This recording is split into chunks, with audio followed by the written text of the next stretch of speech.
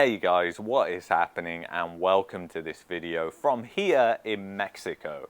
So I wanted to talk to you about in this video something which I think is very important, which is how prices don't go down in a straight line. Without further ado guys, let's do this.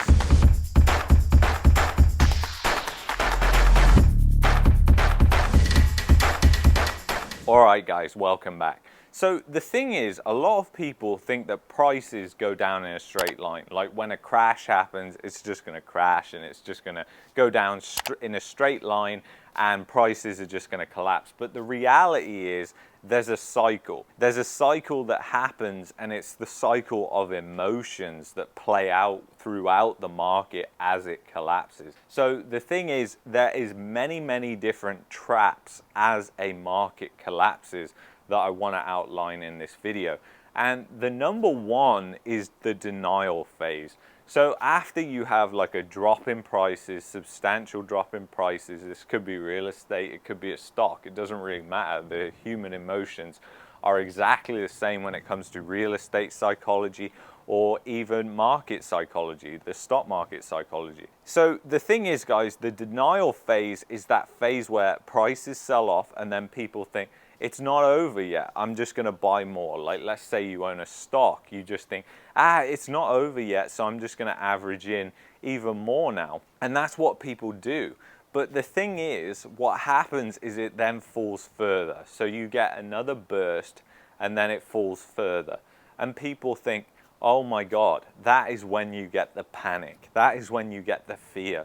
Because all those people that bought in that denial phase, now they are thinking, wow, I really shouldn't have bought. And a lot of those people would have had a bad feeling at the time when they bought, because, you know, one thing I know firsthand is a very strong thing, and it exists, and it's human intuition. And there's been many books that have been written on this that you can go and read. But human intuition is a powerful thing. Our minds are much more complex than we all imagine. We all like to believe that we are the pilot of our brains and we know everything that is going on. But the subconscious mind is absolutely one of the most powerful things in the human brain, in the human psyche. So when you get a bad feeling about something, it's generally because you have experienced something bad like this before, or you've seen this pattern play out. It's familiar and you know it's not a good sign. So that is really what human intuition can help you actually. It's following your gut that a lot of people just don't understand. You know, they have this bad feeling about something and then they ignore it, they toss it to one side and they say, nah, actually, it's a good idea. Fundamentally, it makes sense, doesn't it? But you know, the thing is, in bubbles, not a lot makes sense. And it gets very difficult when it comes to bubbles ending, because it's a highly emotional thing that happens. And you know, there is so much emotion that spills out into the market. So you have to be aware that these things are going to happen as the real estate market, as the stock market crashes. You are going to see these spikes and then you're going to see these massive drops as well. And that is really how you get these emotions out. You see, you can't just have fear straight away. You need there to be some type of catalyst, whether that catalyst is continually rising interest rates, whether it's inflation, whatever it is. And the thing is, really, it's a combination of both right now. You've got inflation that is running massively high. People are worried. People are house poor here in Canada. And then you've also got interest rates that seemingly just keep going up and up and up and up. I mean, think about people refinancing right now. The government bond that is based, the 5-year mortgage is based on, just hit another high literally this week. So mortgage rates are going to be pushing up to nearly 5% right now on the 5-year. So people are literally screwed who are refinancing, and they're over leveraged, and they are just literally looking at a massive payment. And the thing is, people don't realize how much of the real estate boom has impacted the economy, how much of the wealth that has been created, which is fake in my opinion, from the real estate bubble, is now going to be sucked out of the system. And that wealth was never really real. That's how it gets sucked out, like a vacuum. And it's like inflated in the bubble.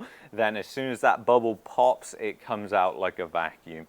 And you know, the thing is, it really has to make sense to buy a property if you want to invest in real estate. Like, think about it. And this is the way I think about it. And this is the way actual investors who invest in real estate think about it. Now, many people claim to be investors in real estate, but they're really retail investors. And that even goes as far as some of the businesses, many of the businesses that have been created on just buying real estate, which you're going to see implode over the next few years.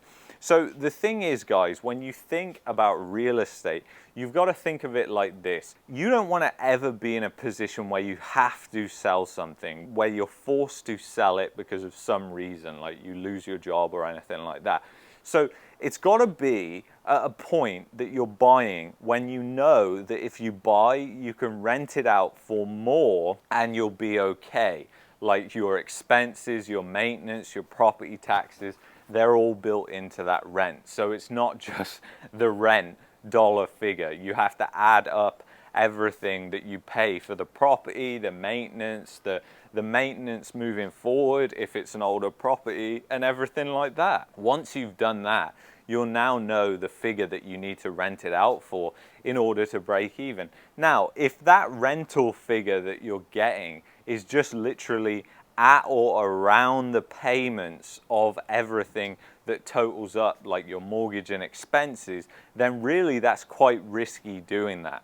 Because in a real estate downturn, the likelihood of rents dropping as well is pretty high, because people who will be selling real estate, who will be selling because they've lost their job, etc., people who need to sell will have to sell at a lower price, and this will push down prices, and some people won't be able to take a loss. So that makes a huge difference as well. So you've got to remember that, because that forces rents down, because people who can't take a loss will then flip it to the rental market. And this is why it's so important to know what your house rents for if you're buying a house. Now, personally, I think that buying a house is a bad investment. I think that buying a house to live in it is a bad investment. Most people I know who are extremely successful, they rent because it makes sense to rent. Like if you're somebody like us who we want to move around, why are we going to own property and live in it? Because then if we do that, that means that, you know, we got to pay moving expenses, we got to sell it every time that we want to move. And it makes no sense, because that's an incredibly expensive process to go through. So it makes more sense to have investment properties that you rent out and then you move around and rent as well, and let the cash flow pay for your rent. You know, the thing is, people get really emotionally attached to property, and that's one thing that you see play out time and time again. And guys, I'm just saying this, it's really something that I've learned and picked up off people who are way more successful than I am or will probably ever be.